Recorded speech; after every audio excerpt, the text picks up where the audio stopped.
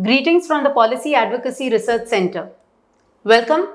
I am Ruchita Rane, the Network Development and Strategic Alliances Head at PARC, or Policy Advocacy Research Center.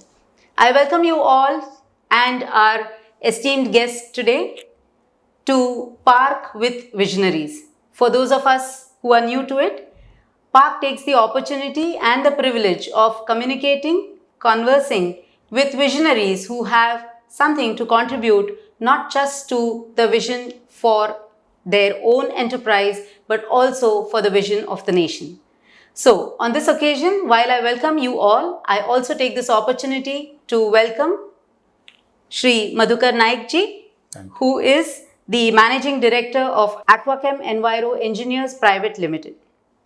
For all of us, it is a privilege to know that Mr. Naik is a chemical engineer from ICT, earlier known as UDCT, and he has close to 5 decades of experience in the field of water treatment and water management. This is indeed the need of the hour today as we see a lot of urban and rural development happening, and this is an area where much thought and much vision is required. In the world of the 3 R's of waste management, where we talk of reuse, reduce and recycle, he is a strong advocate of reuse and recycle. Zero liquid discharge and effluent recycle systems, CETP, that is the common effluent treatment plants, are his area of forte. It is no surprise that a person of his stature is on several advisory boards for this topic, as well as the president of the Indian Environment Association. So I'm happy that Sir is with us today on PARC with Visionaries. And at this moment in time, while I welcome you, Sir, I also give you the floor to speak a few words on a topic that is high economic growth rate for India through sustainable use of recycled and reused water. Yeah, first of all, let me thank PARC for giving me this opportunity to express my views.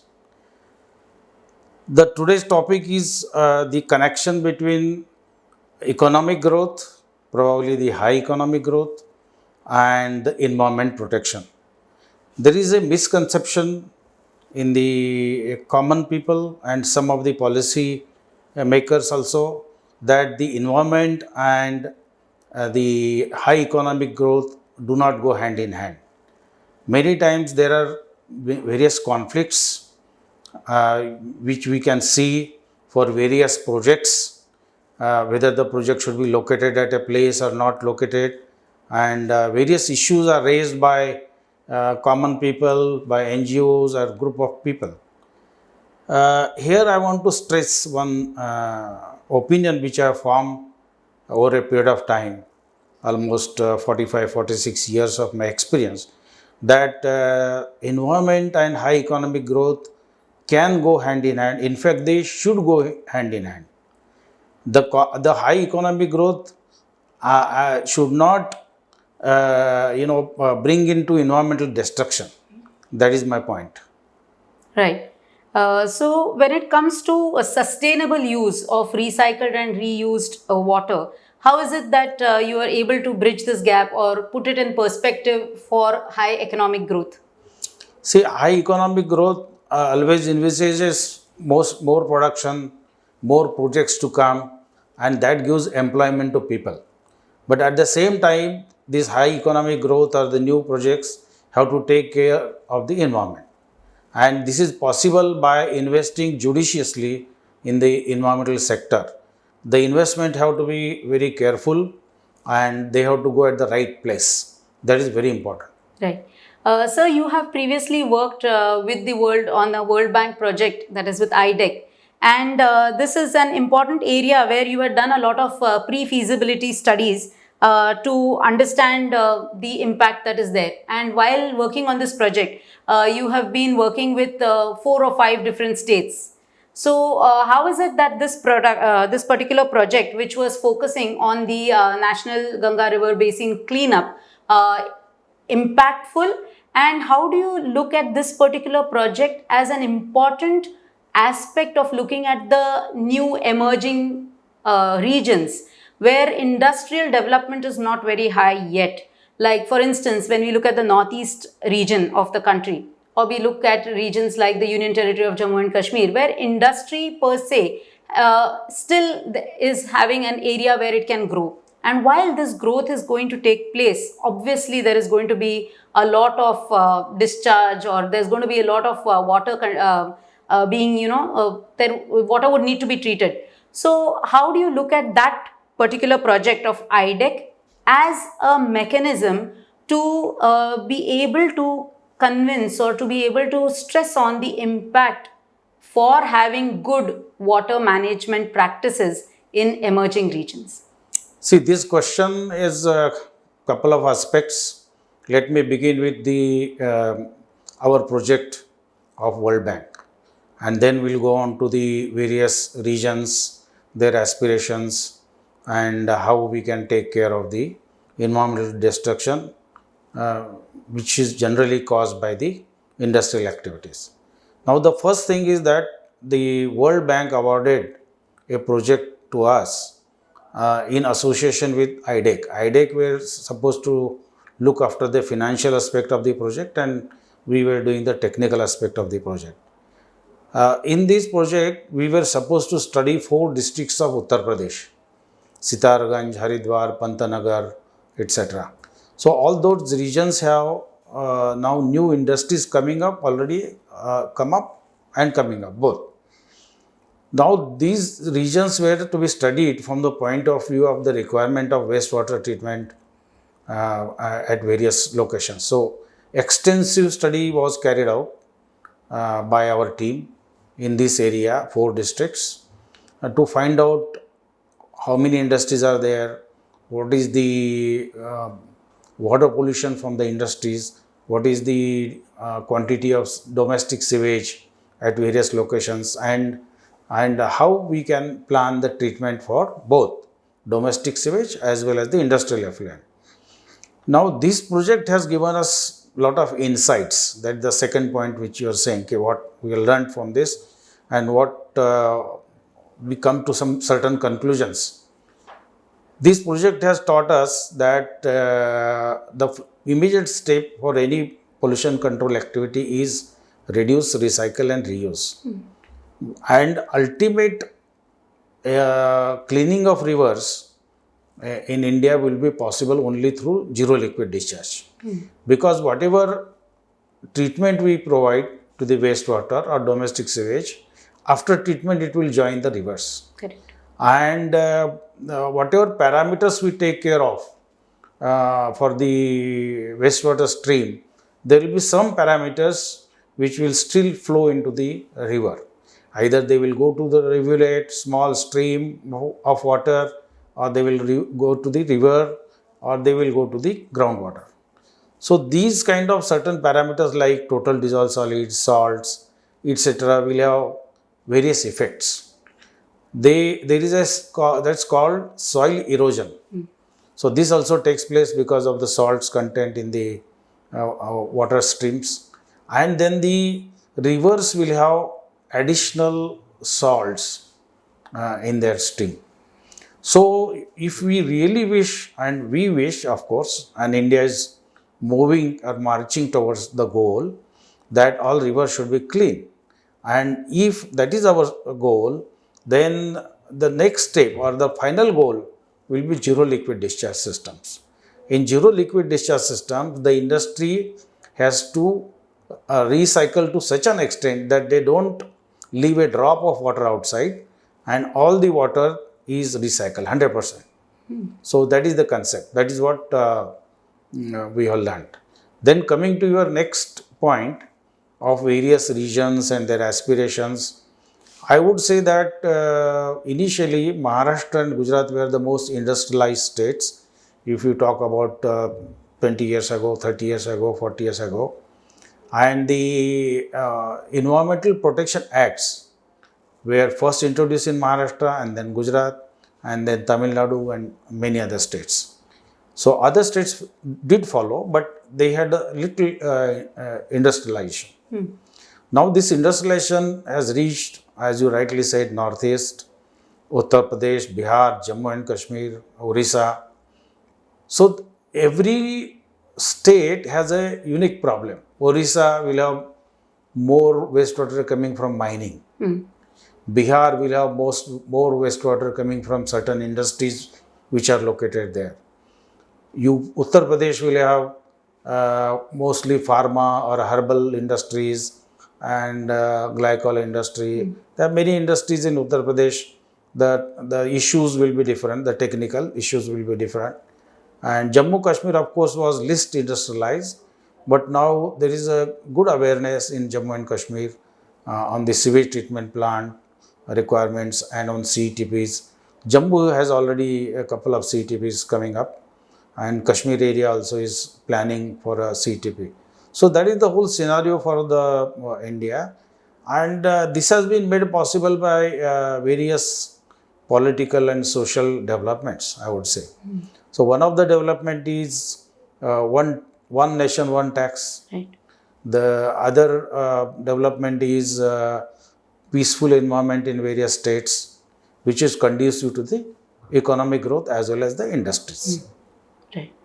So, which means to say that these emerging nations, to start with, could have some policies which would, we wouldn't say enforce, but would promote that at the start itself, they have some system or some policy interventions or some policies which will enable, which will enforce that they take care or use some mechanisms for reducing the wastewater that is generated, or come to a state where they can have a zero liquid discharge. Yeah, right now the controlling mechanism is directed or guided by central government, and there is an agency called Central Pollution Control Board, which drafts various rules and regulations for the states to follow. And state is the execution agency for all these laws, and they have certain powers to tighten the standards or bit relax in certain cases. But it is the state government in our country that actually executes various laws and regulations of pollution control. It is actually amazing that despite having such controls and such policies, though they are at the state level or whichever way, we see that across our nation, only 1/3, that is to the order of only 33% of the wastewater generated is treated. I mean, considering with so many years that have gone and there is so much of rampant industrialization, it is surprising that it is only to the order of 33%, and just a few states which close in upon using these techniques, and some of the techniques in which you are an expert, like maybe the ZLD or for instance the CETPs for the pharma, etc., that they come close to about just 50%, whereas the actual capacity for a state to with these kind of interventions are able to come to an order of about 65 to 100% of wastewater management. But what do you think is a problem because of which, or what is it that prevents them from moving to this higher end, considering that so many of the new techniques that are there are also economically viable? I mean, earlier when it was mostly difficult because people thought that these techniques were expensive, but because of microbial interventions or several other techniques that you have, and with CETPs for industrial groups or industrial parks together, it is quite feasible. Despite that, we see that there is just about, on an average, 33% of wastewater treatment. What do you attribute this to? Actually, the way this field has developed or grown, initially when we started this business, there was no such rules and regulations. Then the Maharashtra Water Act came and the other acts came. So that time we were always harping on the fact that there is no financial support. And at that time India was still struggling, of course, on the financial ground. But then slowly some financial constraints were removed. And then we felt in between 70s and 80s and up to 90s that technology would be a constraint. But technological constraints have been now removed, and now India is at par with the other developed countries as far as the technology is concerned. As far as finance is concerned, I would say that lot of development has taken place in that area, but still some more work can be done on that area. And the third point, apart from the statutes, finance, and various things, the one more point is the all stakeholders must come together. Right. All stakeholders will have to meet frequently. They should not go in various directions. Their ultimate aim or goal has to be common, that to reduce the pollution. That should be the aim. Now, if all of them work, and which are the stakeholders? These are the industries, this is the people at large, who again have the domestic sewage generating people, and there is NGOs, there is a consultants, there are contractors who build the plants and operate the plants, there is state government, central government, various government agencies, pollution control boards. So all these people will have to work in one direction and one goal, including NGT, what we have now, and people are a bit afraid about NGT today. So some people, because of NGT, are moving in that direction. So laws have their own place. Laws will drive the people to compliance, but people will have to go step ahead. The industries as well as the other people, and the goal of the even NGOs should be positive direction. The goal of people should be in the positive direction. The ultimately, we have to work in one direction. So that's my idea. So somewhere we have to have something called as a psychology change and a behavioral change towards water management and wastewater management. Yes, that's very, very important. Right. Just taking this point a little further, apart from just managing it, we see that, okay, today all energy sources are interlinked. Like water management, we all know that it's a simple thing that water is used for generating electricity.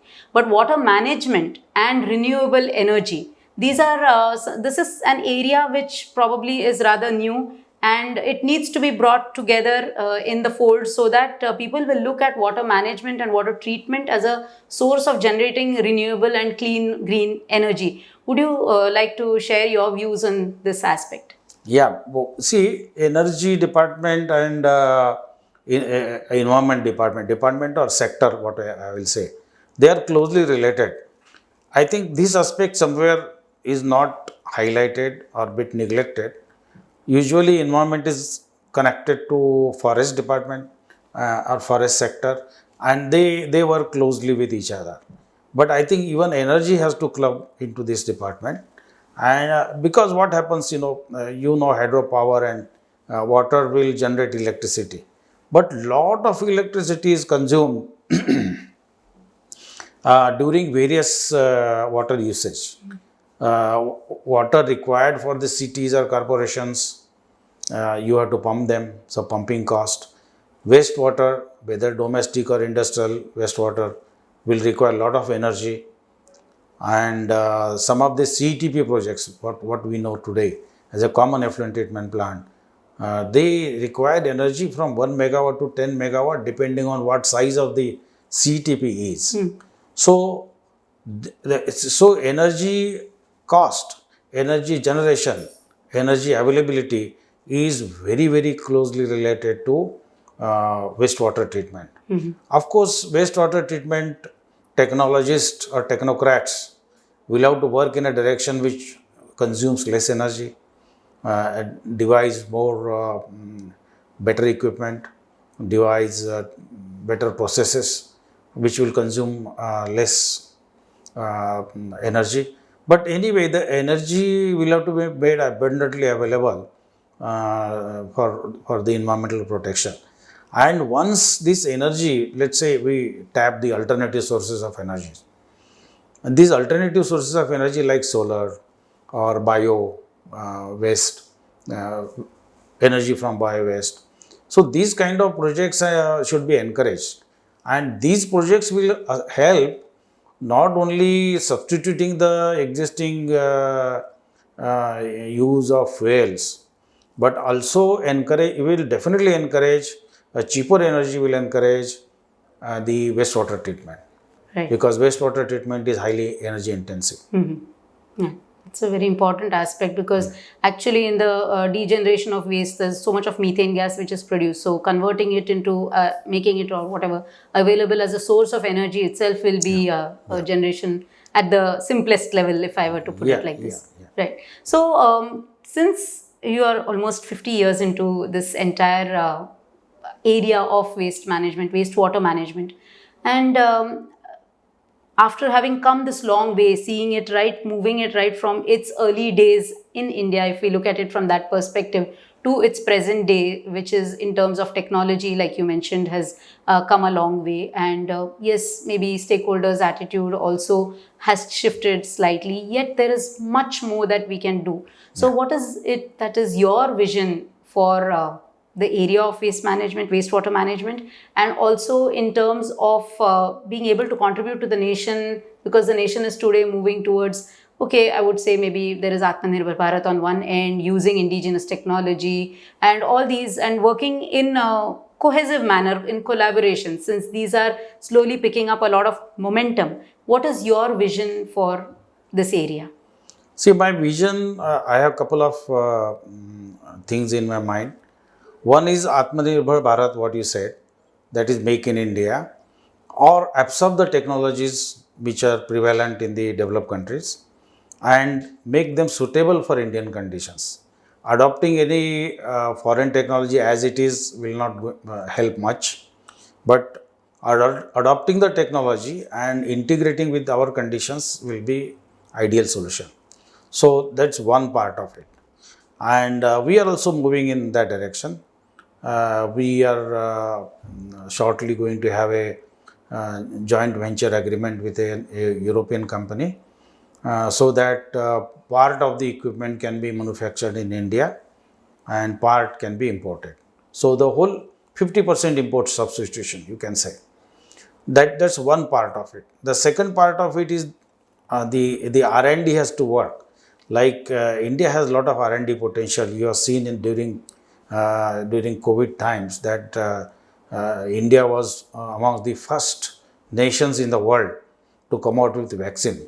Earlier, vaccines used to take several years to develop, but this time we have developed the vaccines very fast, and definitely I am very confident about our research and development, which will lead to the lower energy processes and technologies. That's number 2 point.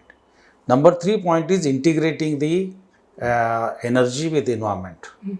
Now, the more the energy we generate and the more the energy which is environmental friendly will not only help the environment because it is environment friendly, but it will also help the wastewater treatment and other treatment in the environment sector to such an extent that the industries can afford it, the corporations can afford it, which are the major polluters today in terms of volumes and in terms of the concentrations. So thereby cleaning the whole India. If you clean the whole India, there is hardly any reason why the river should be polluted. That's my vision.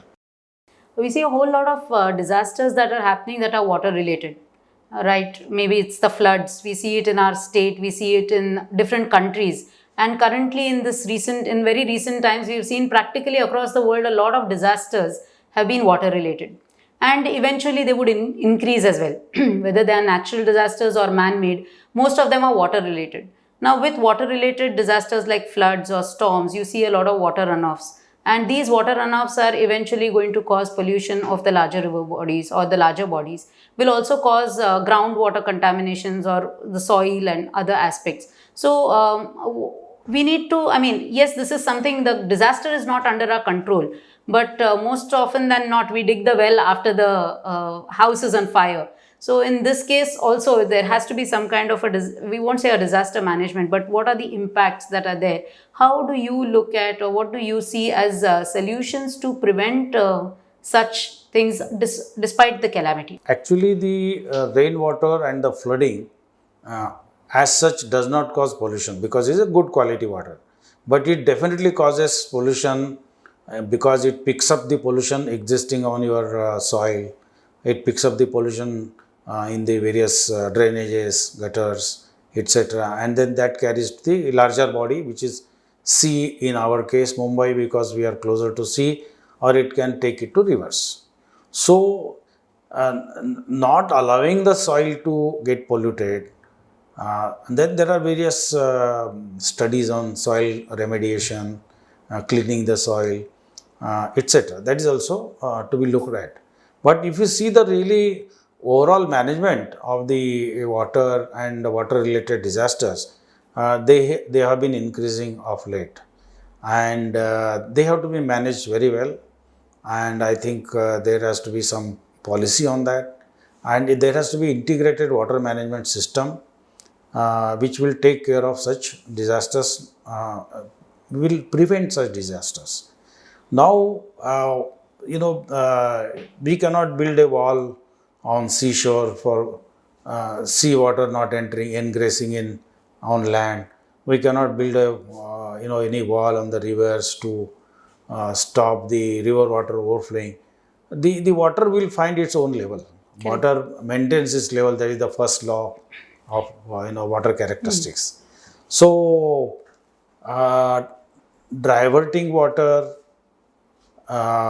making various routes available for that water to go, no encroachment on the rivers, and storing of water wherever possible. So these are some of the ways, but for this I think larger thinking has to take place. This will have to be a sort of integrated water management system, and probably water being a state subject, now each state is doing something.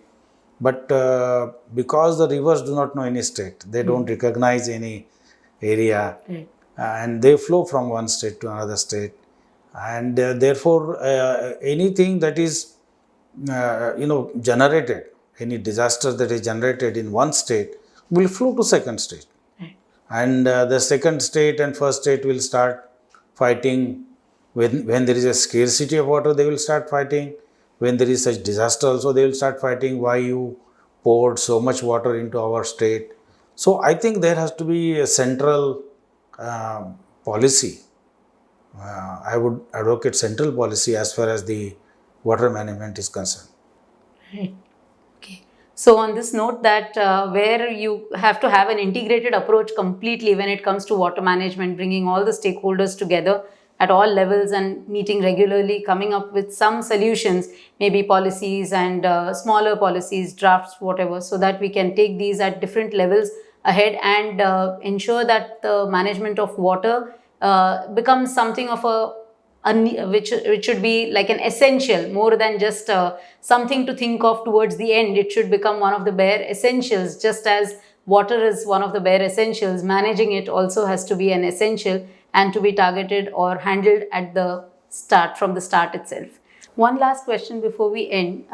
Yes, we have looked at industry as a big polluter, but as individuals, as the citizens of the nation, we also do contribute much to it. Of course, we generate the waste that is there. But what do you look at as solutions where most of the time we look at it in this way, that we have to manage the waste at its source? This is a thought which is gaining a lot of momentum. People are thinking much about it, and there are several technologies also being developed so that we can take care of the waste at source. So how do you look at common man or the citizen in his or her own area being able to contribute positively towards wastewater management, apart from simply being aware?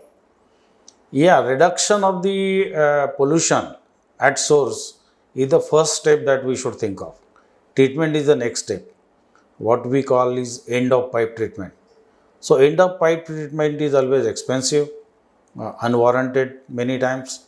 So people, industries, as well as the common man can work towards reduction of pollution at source. How industries can work on this? Industries can bring out new processes which will reduce the pollution. They can improve the processes. They can recover the solvents which are going in the waste streams. There are so many factors. There is a separate chapter, and I would say that you can write number of books on this.